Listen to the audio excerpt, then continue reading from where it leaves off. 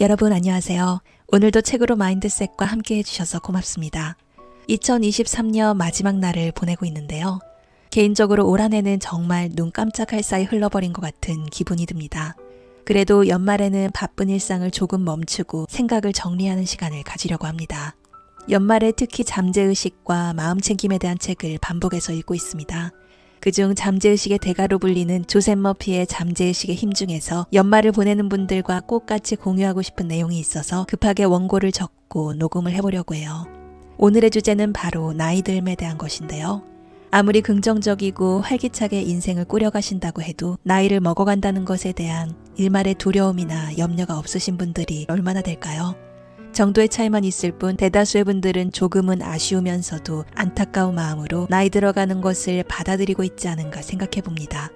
그런 의미에서 조셉 머피 박사가 나이 듦에 대해 그리고 은퇴를 앞둔 또는 이미 은퇴하신 분들에게 전하는 메시지가 시기적으로 유난히 마음에 와닿았습니다.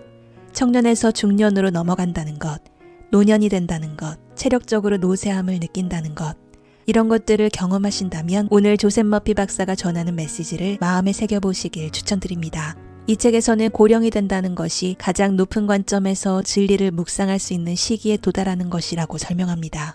또한 육체의 나이는 들어갈지라도 마음이 은퇴하지 않는다고 확신한다면 세상이 말하는 대로 기력이 쇠하지도 않을 것이며 은퇴가 새로운 도전의 시작점이 될 수 있다고 설명합니다.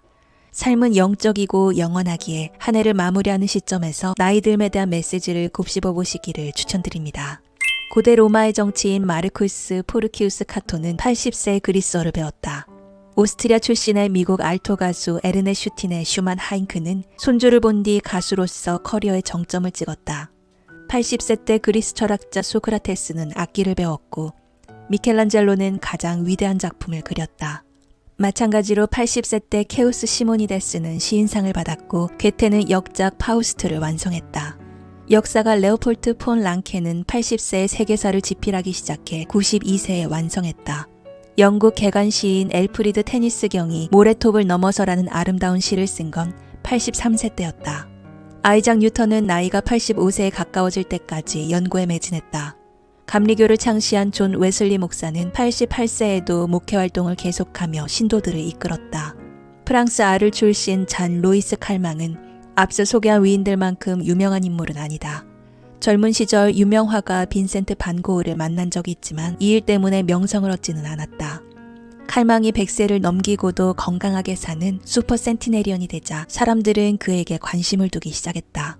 칼망은 100세가 되어서야 매일 자전거 타는 일을 포기해야 했다. 110세 생일날 칼망은 전 세계 사람들에게 축하를 받았다.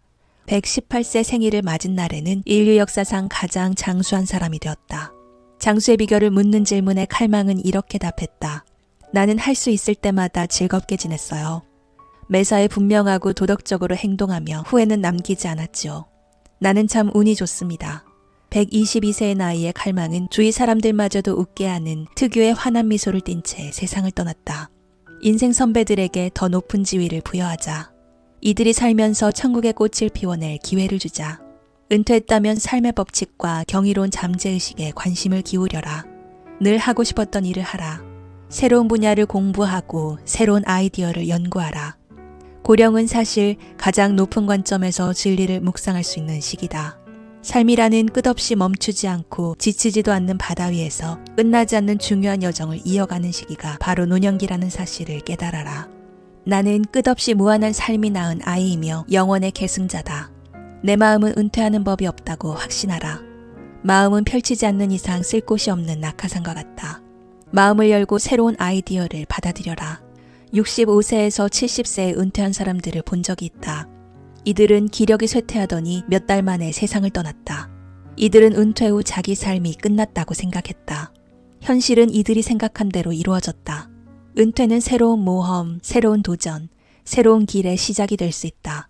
오랫동안 꿈꿔온 일을 달성하기 위한 시작이 될 수 있다. 내가 은퇴하고 할 일이 뭐 있겠어 라는 말은 형언할 수 없을 정도로 우울한 말이다.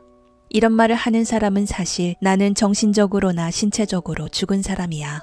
이제 내 마음속에는 아이디어가 없어 라고 말하는 것과 같다. 이는 잘못된 생각이다. 60세에 이룬 것보다 더 많은 것을 90세에 이룰 수 있다. 이것이 진리다. 매일 새로운 것에 관심을 두고 연구하면 삶과 우주에 관한 지혜가 넓어져 더 많은 것을 이해할 수 있기 때문이다. 고령은 비극적인 현상이 아니다. 사람들이 노화라고 부르는 현상의 진정한 의미는 변화다. 변화를 기쁘고 반갑게 맞아들여야 한다.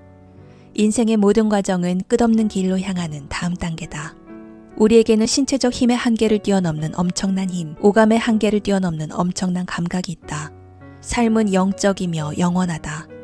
삶은 늙지 않기 때문에 우리도 늙지 않는다.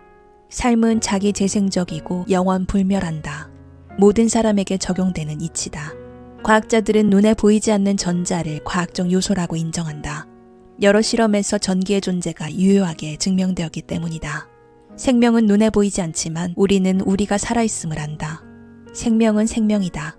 우리는 생명의 아름다움과 영광을 표현하기 위해 존재한다. 마음과 영혼은 늙지 않는다. 유아기, 청소년기, 청년기, 장년기, 노년기라는 세상의 순환을 생각하거나 믿는 사람은 삶의 끝이 있다는 사실에 애석해한다. 이런 사람에게는 정신적 지주도 희망도 비전도 없다. 이런 생각을 하는 사람에게 삶은 아무런 의미도 없다. 이런 믿음은 모든 신경, 정신적 장애의 원인이 되는 좌절, 침체, 냉소, 무력감을 일으킨다. 어릴 때만큼 빠르게 테니스 공을 치거나 수영할 수 없다면, 몸의 움직임이 둔해져 걸음이 느려진다면, 삶은 그 자체로 늘 새로워진다는 사실을 기억하라. 사람들이 죽음이라 부르는 것은 삶의 다른 차원에 있는 새로운 도시로 향하는 여정에 불과하다. 나는 내 강연을 들으러 오는 모든 사람에게 우리가 고령이라고 부르는 것을 품위 있게 받아들여야 한다고 말한다. 나이 자체에 영광, 아름다움, 지혜가 깃들어 있다. 평화, 사랑, 기쁨, 아름다움, 행복, 지혜, 선의, 이해는 절대로 늙거나 죽지 않는 성품이다. 우리는 달리 헤아릴 것이 없을 때까지 사람의 나이를 헤아리지 않는다. 시인이자 사상가인 래프 월더 에머슨의 말이다. 내가 지닌 성격, 마음의 성품, 믿음, 신념은 쇠퇴하지 않는다. 나는 내가 생각하는 만큼 젊다. 피로나 나이는 영적인 특성이나 힘에 아무런 영향을 미치지 않는다. 인내, 친절, 진실성, 선의, 평화, 조화, 이웃을 향한 사랑은 절대 나이 들지 않는 자질이자 성품이다. 삶에서 이러한 성품을 계속 유지한다면 정신적 젊음을 늘 유지할 것이다. 퇴행성 장애가 나타나는 이유는 꼭 나이 때문만은 아니다. 몸과 마음의 해로운 노화 현상을 일으키는 것은 세월 그 자체가 아니라 세월을 향한 두려움이다. 세월이 미칠 영향을 과도하게 두려워하는 것이 실제로 조기 노화의 원인이 될 수도 있다. 수년간 강연자로 살면서 나는 평균 수명보다 오래 살며 생산적인 활동을 계속한 유명인들의 전기를 연구할 기회를 누렸다. 내가 연구한 사람 중에는 노년기에 접어들어서야 처음으로 위대한 업적을 달성한 이도 있었다. 딱히 유명하지는 않지만 나이가 들었다고 해서 꼭 몸과 마음의 창조력이 파괴되지는 않는다는 사실을 보여준 수많은 사람을 만난 것도 내게 큰 복이었다. 젊음을 되찾으려면 나라는 존재에 흐르는 잠재의식의 기적적인 치유력과 자기 재생력을 느껴라. 영감이 넘치고 정신적으로 고양되며 활기와 활력이 넘치고 영적으로 재충전된 자신의 모습을 알고 느껴라. 나는 젊었을 때처럼 열정과 기쁨으로 넘치는 삶을 살 수 있다. 정신적으로나 감정적으로 즐거웠던 그 상태를 되찾는 것은 언제나 가능하기 때문이다. 신성한 지성이 내 머리 위를 비추며 내가 알아야 할 모든 것을 보여준다. 신성한 지성은 여러 모습으로 나타나 내 안에 선함이 존재한다는 사실을 스스로 확언하도록 도와준다. 새벽이 밝으면 그림자가 사라진다는 것을 아는 잠재의식의 인도를 받으며 걸어라. 나는 늙었어라는 말 대신 나는 신성한 삶의 길 위에서 지혜로워 라고 말하라. 기업 보고서나 신문기사, 통계자료에서 고령, 쇠락, 노쇠, 노망, 노년의 무용성에 대해 늘어놓는 말은 모두 거짓이니 거부하라. 이런 선동에 넘어가지 마라. 죽음이 아니라 삶을 확언하라. 행복하고 빛나고 평온하고 튼튼한 자신의 모습을 담은 비전을 그려라. 지금까지 조셉 머피 잠재의식의 힘이었습니다. 환경이 어떠할지라도 마음을 지키겠다고 확신하면서 새해를 반가이 맞이하시길 바랍니다. 시청하시는 분들 새해 복 많이 받으시고요. 올 한 해도 정말 수고 많으셨습니다.